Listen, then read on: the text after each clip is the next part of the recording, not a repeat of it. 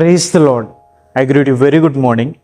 In the precious name of our Lord and Savior, Jesus Christ, మన ప్రభువును రక్షకుడైన యేసుక్రీస్తు నామములో మీ అందరికీ శుభాలు తెలియజేస్తున్నాను. ఎలా ఉన్నారు మీరంతా? బాగున్నారా? ఈరోజు దేవుని వాగ్దానం ధ్యానం చేద్దాం. శిక్షను యెహోవా కొట్టివేసి ఉన్నాడు. హల్లెలూయా. కొట్టివేయడం అన్న మాటకు అర్థం ఏంటంటే పూర్తిగా తొలగించడం, దాని నుండి విడిపించడం.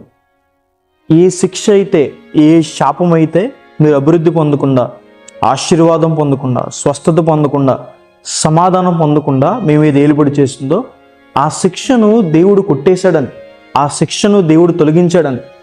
మీరు దేవుని వైపు తిరిగారు కాబట్టి, మీరు పాపాన్ని విడిచిపెట్టి దేవుని వైపు తిరిగారు కాబట్టి దేవుడు మీ మీద ఉన్న శిక్షను కొట్టివేశాడు అని దేవుని వాక్యం సెలవిస్తుంది.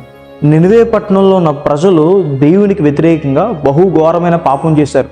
అయితే దేవుని ప్రవక్త అయిన యోనా గారు అక్కడికి వెళ్ళి వాక్యం చెప్పగా 40 రోజులు వారు ఉపవాసం ఉండి ప్రార్థన చేస్తూ కన్నీరు కారుస్తూ దేవుని దగ్గర పశ్చాత్తాపడ్డారు. దేవుడు వారి మీదకి రావాల్సిన శిక్షను కొట్టివేసి వారి మీద కనికిరాన్ని, జాలి చూపించారు. ఈరోజు మీ జీవితంలో కూడా ప్రతి అడ్డుగోడని, ప్రతి శాపాన్ని దేవుడు కొట్టివేస్తున్నాడు. మీ మార్గాలు దేవుడు సరళం చేస్తున్నాడు.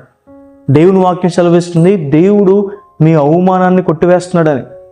ధనం లేదనో, చదువు లేదనో, అందం లేదనో, వివాహ విషయంలోనో, గర్భఫలం విషయంలోనో, ఇంటి విషయంలోనో అవమానాలు గుండా వెళ్తున్నారా?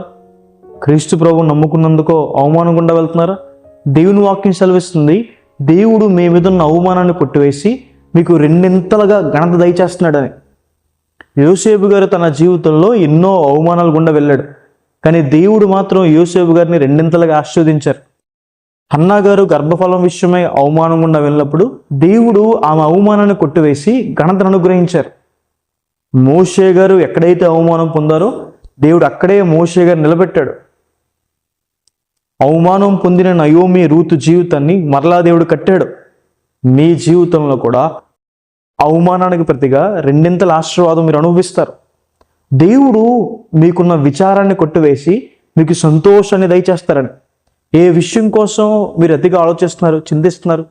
దేవుని వాక్యం సెలవిస్తుంది, ఏ విషయం కోసం చింతించొద్దు కానీ మీ ప్రతి చింతను దేవుని మీద వేయండి అని.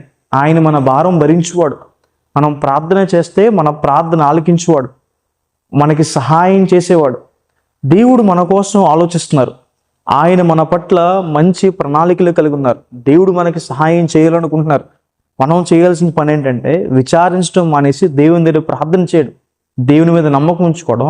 అలా ఉంచినప్పుడు దేవుడు మీ విచారాన్ని కొట్టివేసి మీకు సంతోషాన్ని దయచేస్తారు అని. హల్లెలూయా.